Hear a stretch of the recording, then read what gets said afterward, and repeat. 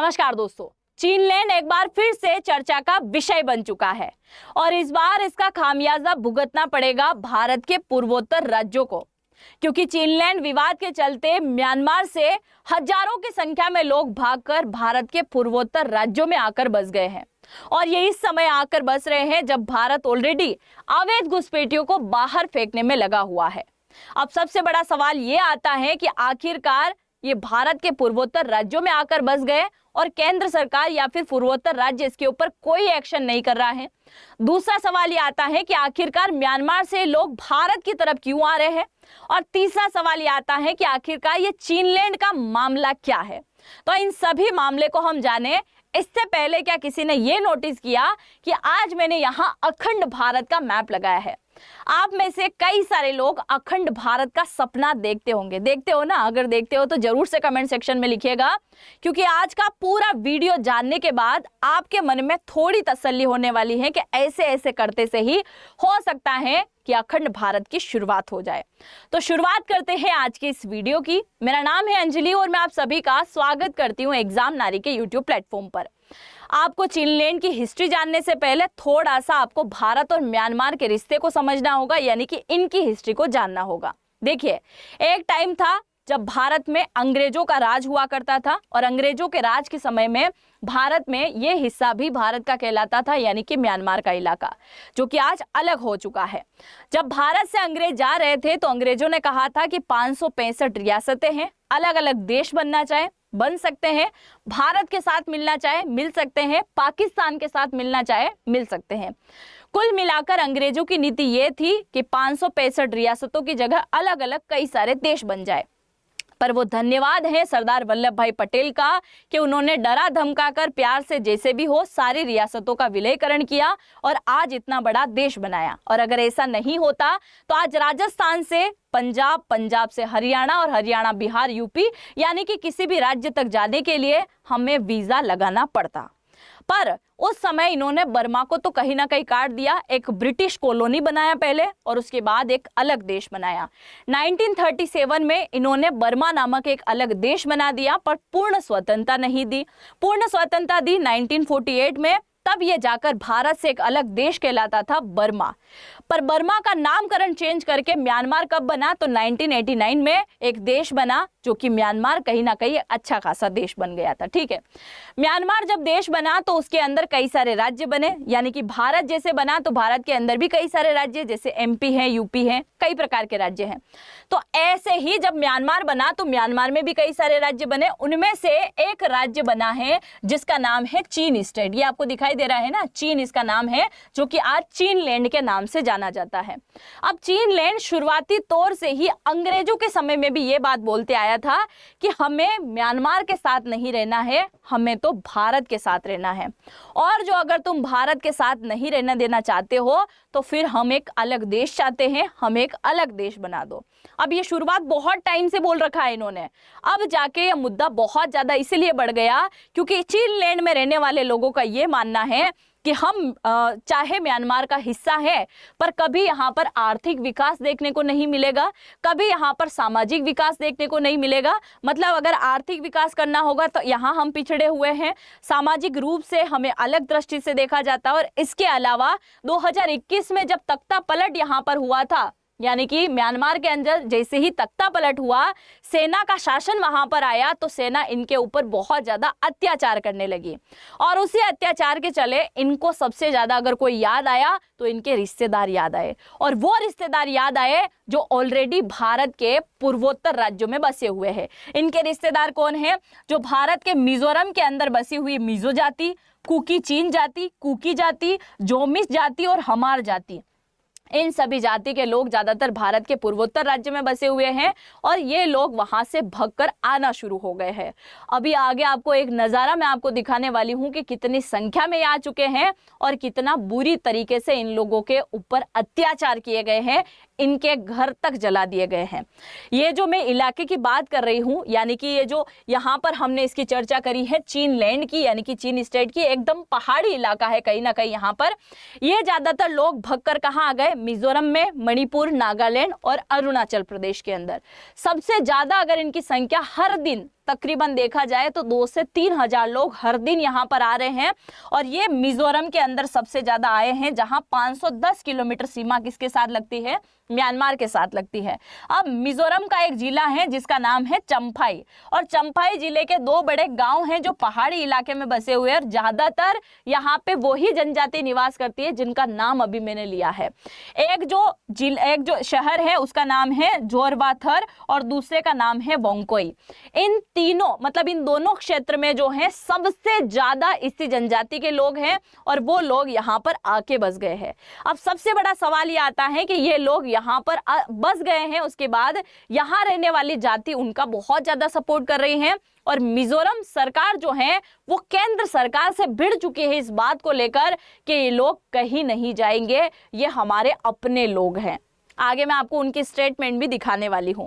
अब दूसरी अगर सबसे ज्यादा पॉपुलेशन इनकी गई है तो मणिपुर में गई है, तीसरी गई है नागालैंड के अंदर, और चौथे गए हैं अरुणाचल प्रदेश के अंदर। मणिपुर, नागालैंड, अरुणाचल प्रदेश केंद्र सरकार के साथ है। इन्होंने बोला जो भी केंद्र सरकार का फैसला होगा, इन्हें भगाना है तो भगाओ, इन्हें रखना है तो रखो, वो हर एक चीज में एग्री है। पर मिजोरम सरकार यहाँ किसी बात को लेकर एग्री नहीं है। अभी हाल ही में जो खबर आई है, यानी कि 4 दिन से लगातार इस इलाके के अंदर आग लग रही है। क्यों? क्योंकि यहाँ पर म्यांमार के अंदर जो सेना का राज चल रहा है, सेना के द्वारा हवाई हमले यहाँ पर किए गए हैं, और यहाँ पर इनके द्वारा जो आज़ादी के संगठन यहाँ पर बनाए गए हैं उनके लड़ाके और म्यांमार की सेनाओं के बीच में यहाँ पे मुठभेड़ भी हुई है, जिसके चलते कई सारे लोग भग गए हैं अपनी जान को बचाते हुए। और यहाँ पर आप देख सकते हैं कितनी ज़्यादा जो है आग लगी हुई है, इनके इलाके को जलाया जा रहा है। अब सबसे बड़ी सोचने वाली बात यह है कि इस चीज़ को हर कोई कवर नहीं कर रहा है, बल्कि द जापान टाइम यानी कि जापान की न्यूज़ एजेंसी तक इसको कवर कर चुकी है, बल्कि दूसरे लोगों को भी यहाँ पे कवर करना चाहिए। अब यहाँ पे थोड़ा सा आंकड़ा आप जान लीजिए कि अब तक ये लोग कितने सारे भारत के अंदर आ चुके हैं। यहाँ पर देखिए, म्यांमार में तख्ता पलट जब से हुआ, यानी कि फरवरी 2021 से, तब से लेकर अब तक 80,000 से ज्यादा लोग यहाँ पर आ चुके हैं। इसके साथ ही मिजोरम में 50,000 से ज्यादा हैं। मणिपुर, असम, नागालैंड, अरुणाचल प्रदेश के अंदर 20,000 से ज्यादा ये लोग फैले हुए हैं, और अभी लगातार जुलाई में इनका आंकड़ा लगातार बढ़ते जा रहा है। अब देखिए, चीन लैंड का संघर्ष अभी भी जारी है। यही कारण है कि रुक रुक कर ये विवाद जब भी उठता है, और जब भी ये विवाद उठेगा ये सारे लोग भगकर कहाँ आएंगे, भारत के अंदर। मैं तो बोलूँ कि भारत में जब ये शरणार्थी बन के आ रहे हैं तो सरकार को इसके ऊपर किसी न किसी प्रकार का एक्शन लेना चाहिए, और ये चीन लैंड का इलाका भी भारत के अंदर मिला लेना चाहिए। क्या बोलते हो आप? जरूर से लिखेगा। मिजोरम में कई सारे शरणार्थी जो है स्कूलों के अंदर रुके हुए हैं, कई सारे चर्च के अंदर रुके हुए हैं, और कई सारे ऐसे जो सामुदायिक भवन वगैरह बने हुए हैं, अस्थायी कैंप जो हैं उनके अंदर रुके हुए हैं। और सबसे बड़ी चौंकाने वाली बात यह है कि इनके अंदर सबसे ज्यादा आंकड़ा अगर किसी का है तो महिलाओं का और बच्चों का है। पुरुषों की भांति महिला और बच्चे ज्यादातर यहाँ पर आ रहे हैं। भारत और म्यांमार की सीमा पर सुरक्षा कड़ी है, पर फिर भी राज्य सरकारें बोल रही हैं कि मानवीय आधार पर हमें इनकी हेल्प जरूर से करनी चाहिए। भारत ने अभी तक इन्हें औपचारिक शरणार्थी का दर्जा नहीं दिया है, मतलब केंद्र में जो बैठी हुई सरकार है उनका अभी भी यही मानना है कि ये घुसपैठिए हैं, ना कि शरणार्थी। जिस दिन केंद्र सरकार ने शरणार्थी मान लेगी उस दिन शायद भारत के पूर्वोत्तर राज्य में जो मिजोरम है उनकी और केंद्र सरकार की लड़ाई भी खत्म हो जाएगी। मिजोरम सरकार ने कहा है कि मानवता के आधार पर इनकी देखभाल हम जारी रखेंगे। केंद्र सरकार म्यांमार सीमा को सील करने की कोशिश कर रही है, लेकिन जमीनी आधार पर लोग आज भी यहाँ पर एंट्री कर रहे हैं। मतलब ये जो फेंसिंग करने का काम है ना, अब जारी हो रहा है। एक बहुत बड़ी सोचने वाली बात है, जब अलग अलग देश बन चुके हैं, इधर पाकिस्तान, इधर बांग्लादेश और इधर म्यांमार, तो इन पे बहुत अच्छी सी फेंसिंग पहले से होनी चाहिए थी, बायोमेट्रिक पहले से होना चाहिए। पर ये चीजें पहले कौन करे, है ना? जब इनके संकट मंडराते हैं तब ये सारी चीजें करना इनको सूझ जाता है। अब दूसरा आप देखिए कि चीन लैंड की जो शुरुआती तौर पर मांग की जा रही थी, अब इनके लिए इन्होंने अलग से झंडा भी बना रखा है, अलग से इनकी हर एक चीजें अलग से बनी हुई है कि अलग देश ही है जो कि भारत और म्यांमार की सीमा पर बनने वाला है। अब देखिए, इनके जो संस्थापक हैं चीन लैंड की मांग करने वाले पू तियाल खाल हैं, दूसरे हैं फू थॉमस थांगुन, और इनके साथ ही 2 सदस्य और हैं, पू लियानुक और पू रोथांग। इन चारों सदस्यों के द्वारा पुरजोर मांग यहां पर की जा रही है। ये मैंने बताया था कि द जापान टाइम के द्वारा इसको कवर किया गया था कि बहुत ज्यादा यहां पे चर्चा चल रही है। अब यहां पर देखिए कि अभी लेटेस्ट अगर मैं न्यूज की बात करूं तो लगातार आप देखिए कभी 4000 रिफ्यूजीज आ रहे हैं, कभी 3000 आ रहे हैं और लगातार कभी 1300 आ रहे हैं। लगातार ये भारत के अंदर इनकी समस्या बढ़ती जा रही है और ये बहुत ज्यादा हो जाएंगे। चलो आज तो मान लेते हैं कि मिजोरम के लोग खुश होकर इनको रख भी ले, ठीक है। आने वाले टाइम में अगर ये आपके रोजगार को छीने, आपके संसाधन पर अपना हक जमाए, यानी कि आपके घरों पर, आपकी जमीनों पर जब हक जताना शुरू हो जाएंगे, क्योंकि आज इनकी संख्या 100 है, आने वाले 10 सालों में इनकी संख्या 1000 भी होगी, 10,000 भी होगी, उस समय आप किस प्रकार का रिएक्शन करेंगे? क्योंकि मानवता के आधार पर किसी व्यक्ति को आप शरण दे सकते हैं पर कुछ समय के लिए, और अगर वो लोग वहीं बसना चाहेंगे तो फिर आप किस प्रकार का रिएक्ट यहाँ पर करने वाले हैं? मैं खासकर भारत के पूर्वोत्तर राज्यों के लोगों से यहाँ क्वेश्चन कर रही हूँ। आप जरूर से कमेंट सेक्शन में लिखिएगा, क्योंकि अवैध घुसपैठियों के चलते सबसे ज्यादा आप प्रभावित हुए हैं, तो आप इस समस्या को पहले से ही बहुत अच्छे से समझ सकते हैं।